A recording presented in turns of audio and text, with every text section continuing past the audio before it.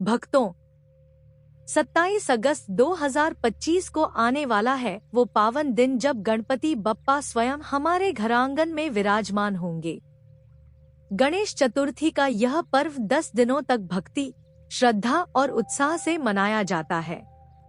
आज हम इस वीडियो में जानेंगे गणेश चतुर्थी 2025 की तिथि और शुभ मुहूर्त, गणेश स्थापना और पूजन की विधि, भगवान गणेश की पौराणिक कथा और इस व्रत का महत्व व लाभ। और हाँ, चैनल को अभी सब्सक्राइब कर लीजिए क्योंकि यहाँ आपको हर त्योहार और व्रत की प्रमाणिक कथा और विधि सबसे सरल भाषा में सुनने को मिलती है। इस साल गणेश चतुर्थी का पावन पर्व 27 अगस्त 2025 बुधवार के दिन मनाया जाएगा।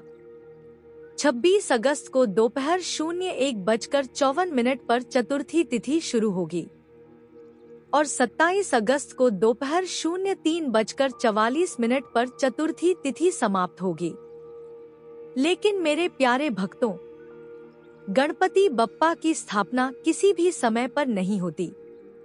इसका भी शुभ मुहूर्त होता है और इस वर्ष वह श्रेष्ठ मुहूर्त है। 27 अगस्त को सुबह 11:05 से लेकर दोपहर 01:40 तक। यही वह समय है जब भगवान गणेश का स्वागत करने से भक्तों के जीवन से हर विघ्न दूर होता है।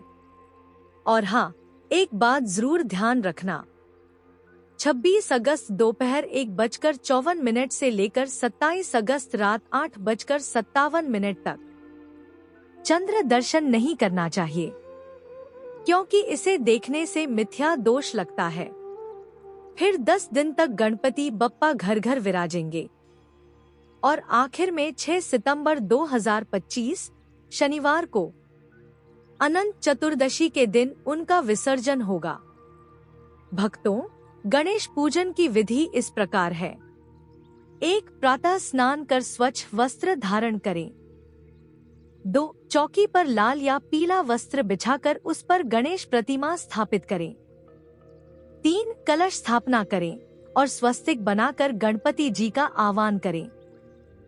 4. गणेश जी को सिंदूर, चंदन, पुष्प, दूर्वा, मोदक और लड्डू अर्पित करें। 5. विशेष रूप से 21 दूर्वा, 21 पुष्प और 21 मोदक चढ़ाने का महत्व है। 6. गम गणपत्य नमः मंत्र का जप करें और गणेश अथर्वशीर्ष का पाठ करें। 7. अंत में आरती करें, जय गणेश देवा। 8. 10 दिनों तक प्रतिदिन पूजा करें। 9. और अनंत चतुर्दशी यानी 6 सितंबर 2025 को विधिवत विसर्जन करें।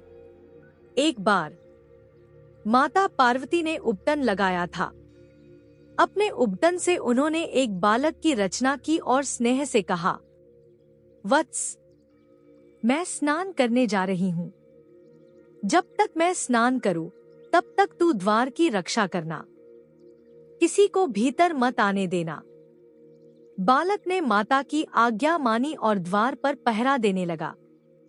उसी समय भगवान शिव वहां पहुंचे। वे भीतर जाना चाहते थे परंतु बालक ने उन्हें रोक दिया। शिवजी ने समझाया, मैं इस गृह का स्वामी हूँ, मुझे जाने दो। किंतु भक्तों, वह बालक अडिग खड़ा रहा।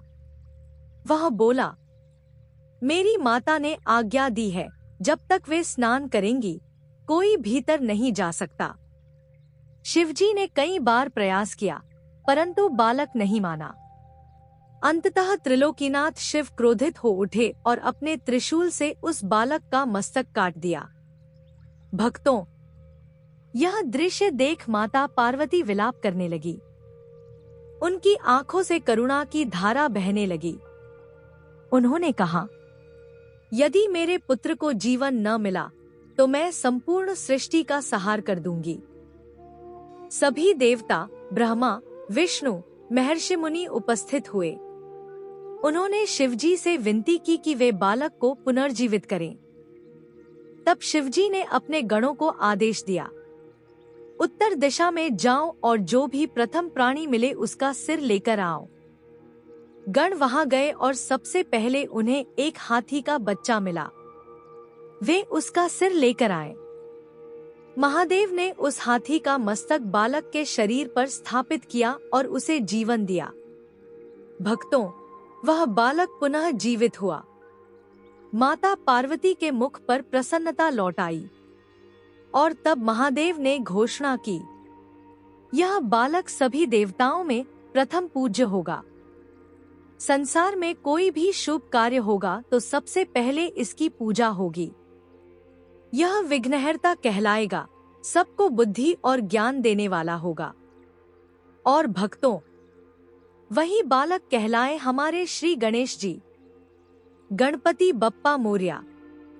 गणेश चतुर्थी पर भगवान गणेश की पूजा से जीवन से विघ्न बाधाएं दूर होती हैं। घर में सुख शांति और समृद्धि आती है। विद्यार्थी को विद्या और बुद्धि प्राप्त होती है और भक्तों की सभी मनोकामनाएं पूर्ण होती हैं।